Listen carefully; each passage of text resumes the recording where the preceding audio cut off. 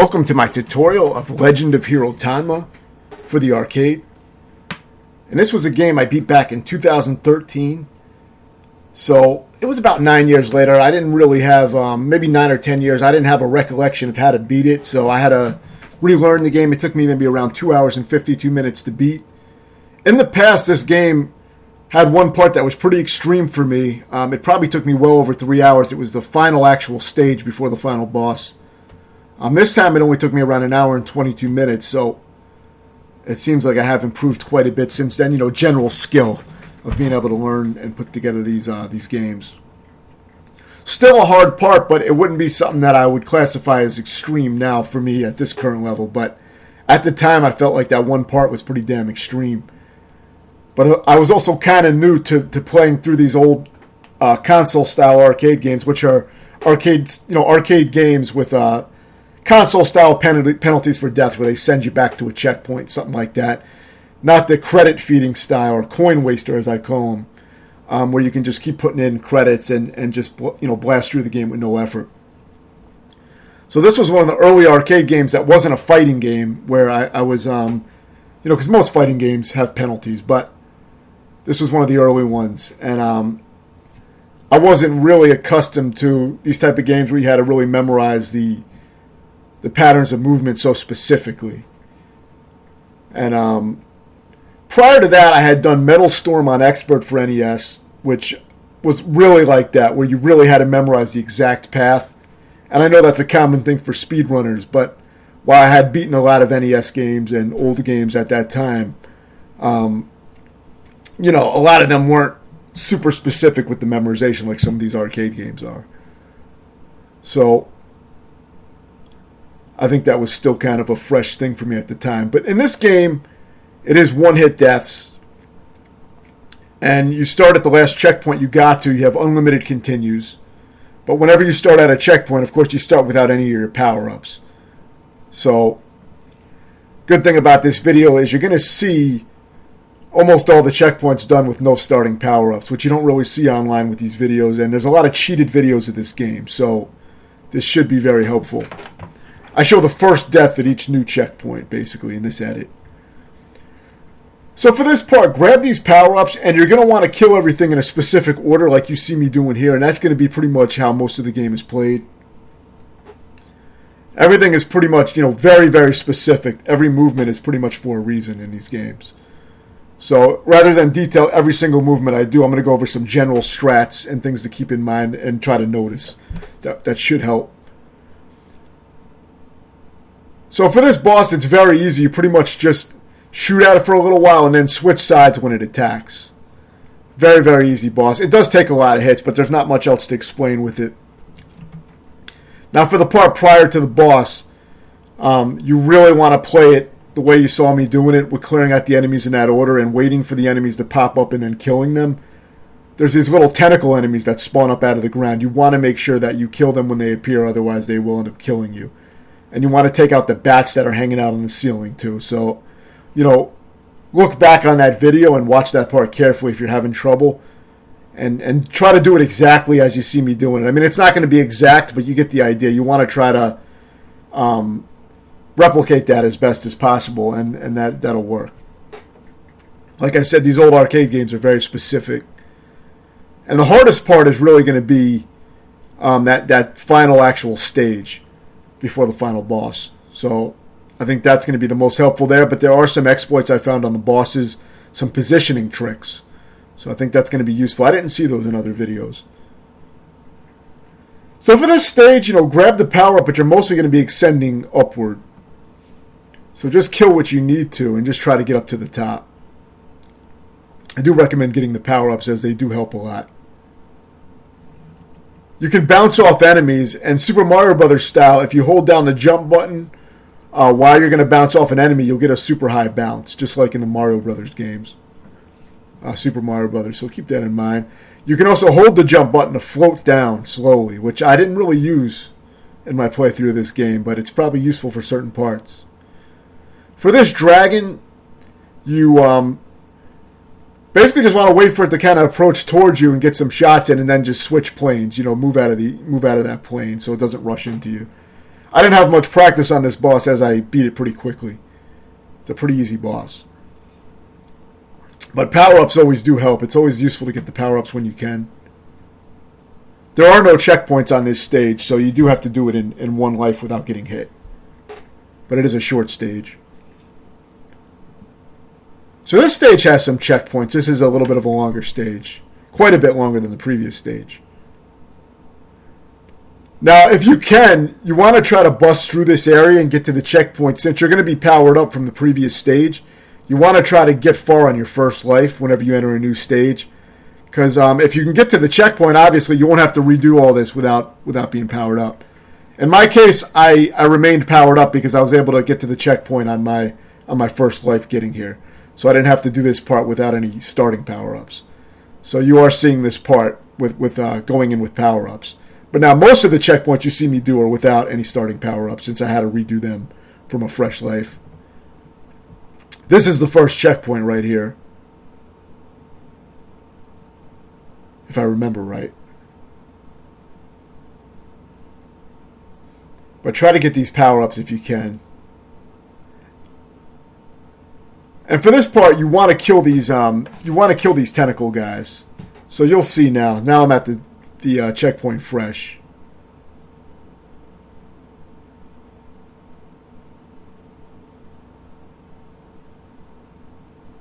You want to make sure you take out these tentacle guys and the bats that are up on the ceiling. So just kind of proceed slowly. And try to take everything out. Because if you don't get these enemies, it's those extra ones that you didn't take out on the right side mainly that will end up killing you. So just take it kind of slow and try to inch your way through and take out all those enemies. The red ones are pretty much required kills that you have to take out. For this guy, there's a safe spot right here. Stand where you see my foot. Just place your foot right there. Make sure you did get the power-ups I got, but just place your foot right here immediately and just stand there and keep firing. And you'll be able to kill the boss. That's a perfectly safe spot that I found. It makes it really, really fucking easy. So keep that in mind.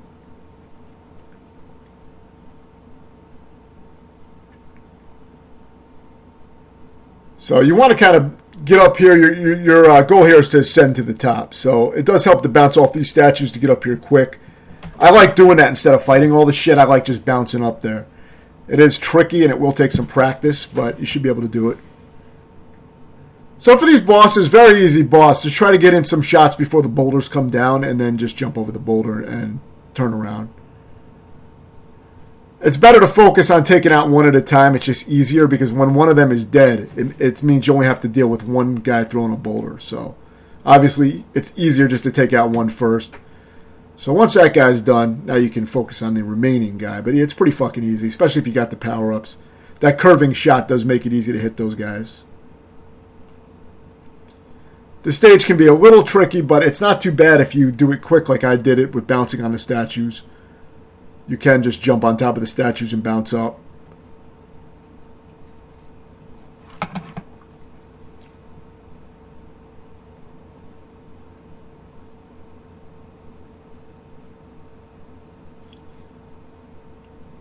So this stage is one of the longer ones.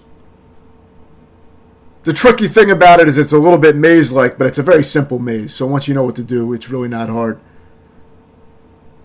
I edited down some of my aimless wandering just to for tutorial purposes, just to demonstrate better, because I was lost initially.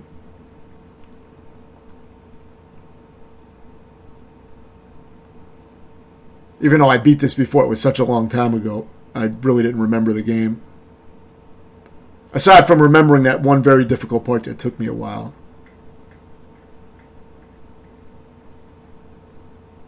So if you don't have the key, that will happen. You have to get the key and then go up to where that little stone column is, and then you'll be able to open it. It's a little door.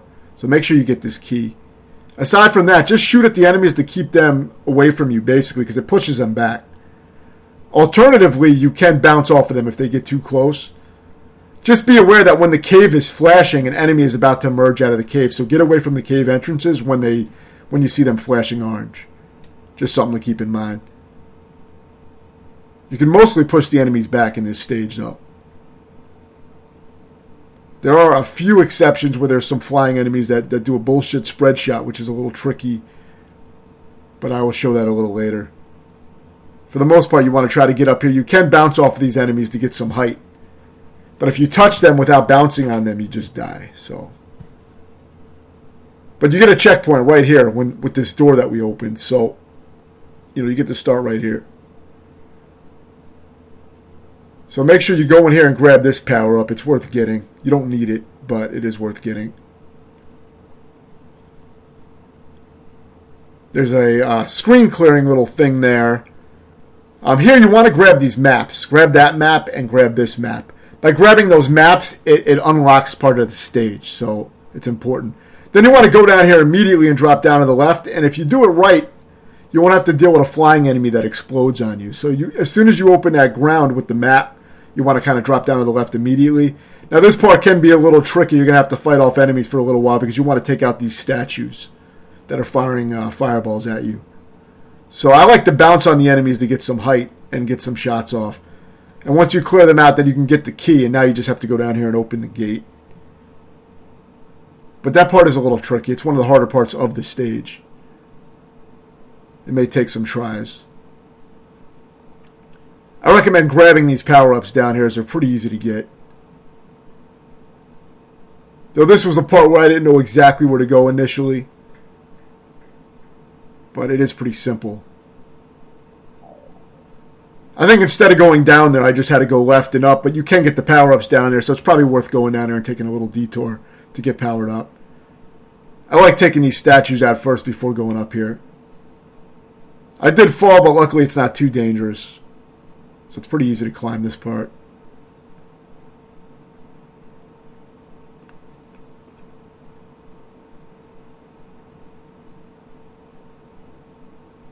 You have a very high jump when you hold down the jump button. So that's always good.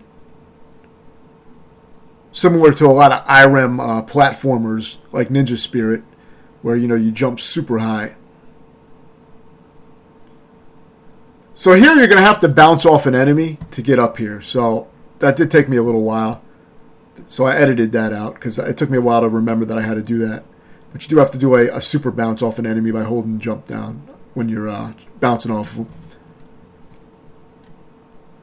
So for this boss, I believe there's another... I think I die here because this was my first time getting there. So I think you're going to see me die if I remember right.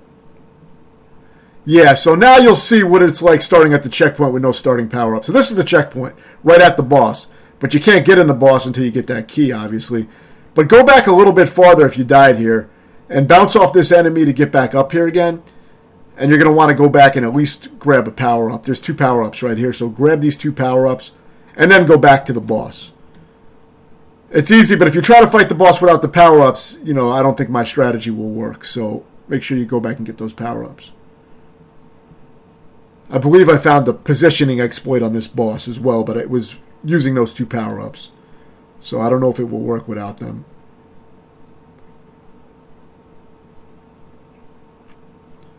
So with these 2 power-ups equipped, I found that standing right here on the edge like this of the boss was a safe spot.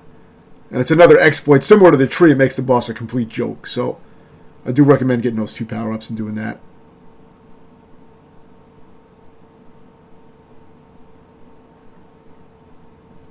So now this is the hardest stage in the game. It's super, super specific. So first, you're going to want to just keep moving right. And as needed, you want to kind of alter your position or bounce off of the enemies to get up and get those power-ups. It depends how the enemies move. It can be a little bit different sometimes. Get all the power-ups you saw me get. The one at the end is a screen-clearing power-up. Bounce off this Centurion here to get up here. Get up here and grab these power-ups. And now jump down here. You're immediately going to be in position to keep firing on these statues since you got all the power-ups. So stay all the way back here where these 2 first pillars are. Stay within that range and just keep jumping and firing on the statues from far away. And turn to your right to knock the enemies back if they get too close. Also keep in mind to take out the cloud enemies. The guys floating in the clouds will explode into a bunch of bullets. So you need to take them out. Now if you get too close to the statues, they will shoot at you like you see here. So you don't need to do that. You can stay all the way back where the 2 pillars are And, mostly stay in that range, and you can take out all the statues from far away without getting fired on. The upper statues cannot hit you since there's a floor blocking them. Now, as soon as you get up here to this area after destroying all statues, you want to make a jump immediately moving to the right because there'll be a fireball immediately. And after you kill that last statue, now you're up at the boss. Boss can be very hard, but you want to get this initial first jump and kind of direct your jump downward to avoid the fireballs. And you're just going to move in a circular motion and try to dodge these fireballs by jumping up and kind of moving back around in a circular motion, kind of running with the fireballs. It's tough to explain, but there's a definite way to do that, and I recommend using save states to practice all these sections, is what I did to learn everything, but I try to explain it best I can. Now, this is the final boss. It's not really too hard. It has simple patterns, but they do go on for a while. So I like to stand in the middle and just jump. You don't have to do it that way. You can walk with the hands, but I just didn't end up doing that. I like to just stay in the middle and jump. If you time it precisely, you can just jump and dodge the hands. It does take pretty precise timing. When it's shooting the 2 lightning bolts on the left side is when you make a movement to the left. And you do have to watch out for the bird, so there's very specific. But you just got to know when to jump to dodge these hands.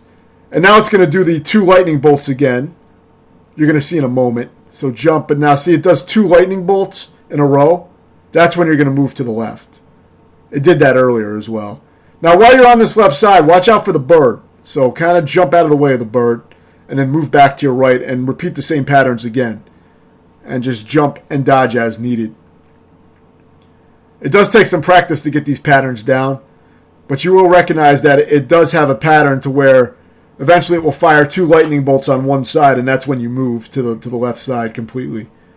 So you do have to recognize when it makes that little change in the pattern. That's when you have to move to the left side. And when you're on the left side, you do have to kind of watch out for the bird. And there's a little bit of a safe spot where you can kind of jump and dodge the bird, but you do have to kind of move a little bit while you're in midair to dodge it because it will swoop down at you.